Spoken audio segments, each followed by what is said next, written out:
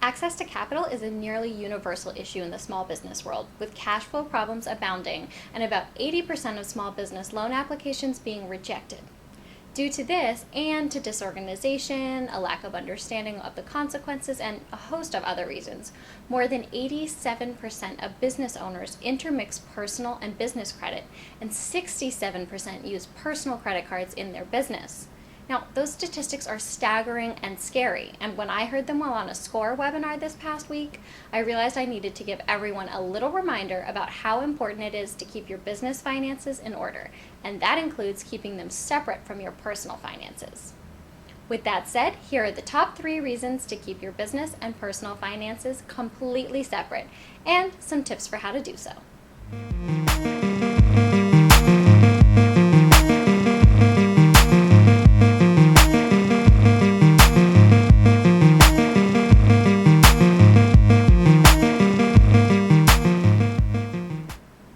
Reason number 1 for keeping separation between your business and your personal finances: business planning. If you're intermixing your personal and business money, it becomes very difficult for you to keep track of how much your business actually makes. I have worked with clients in the past who have been shocked to find out that their businesses actually lose money. By intermingling their funds, they had hidden the truth and been pouring money into a failing venture. Reason number 2, taxes.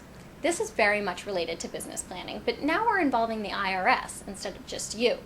If you've been intermingling your accounts, how on earth will you be able to tell what you've made or lost and what expenses are legitimate write-offs? Even if your company is a pass-through entity, so its profit or loss shows up on your personal taxes, you still need to be able to fill out the forms correctly and know what was a legitimate business expense that can be written off and what was personal and cannot be. If you're a typical business owner, you certainly don't have time to dig through all of your paperwork and go item by item to figure out the entire year's expenses, nor would you want to. So just keep everything separate to begin with. Reason number 3, liability.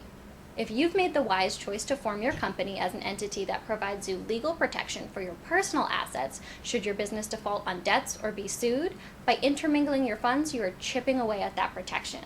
This situation is called piercing the corporate veil and means that once you've mixed funds so that it's difficult to distinguish between the company and the person, you can be personally held liable for that company's actions and debts, regardless of what type of company it is. Now that I've hopefully scared you into keeping your business and personal finances separate, here are some tips for disentangling yourself. Tip number 1, immediately set up a separate bank account for your company.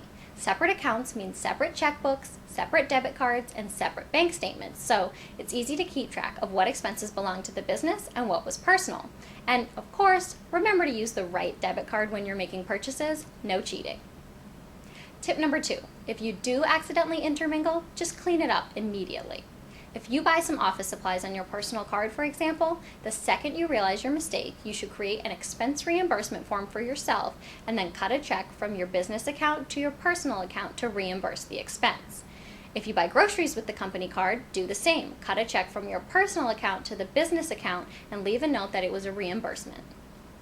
Tip number 3, make it a priority to monitor and actively work to improve your cash flow situation on both the personal and business sides of your life. One of the major reasons for intermingling of funds is cash flow problems. So if you can sort out your cash flow issues, there will be no reason that you'll need to intermingle. Take a look at what's currently happening and see what changes you can make to improve your cash flow. I'll provide a video soon with some tips on how to do this. I hope you found this video helpful. Remember to subscribe to this channel and follow me on Twitter to get more tips, tricks, and tutorials to help your small business grow, as well as the latest entrepreneurship news.